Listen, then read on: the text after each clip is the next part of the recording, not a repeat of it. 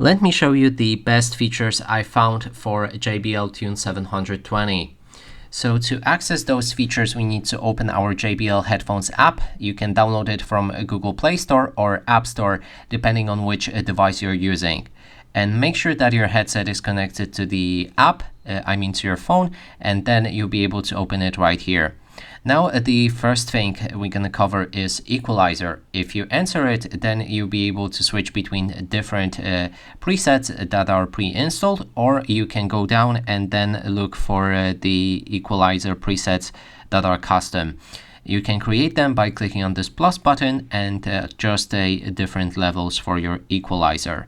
Save the settings or rename your equalizer preset, and then it should be active. You can create as much as you want of those profiles, and we can go back now.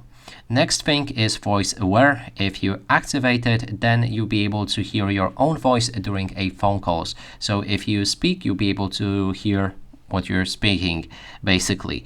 Then there's the smart audio and video.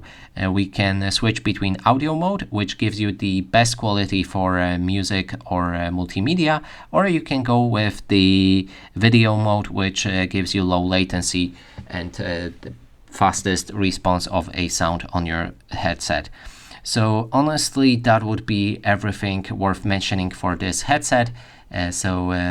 You can try those out and let me down in the comments if you like them.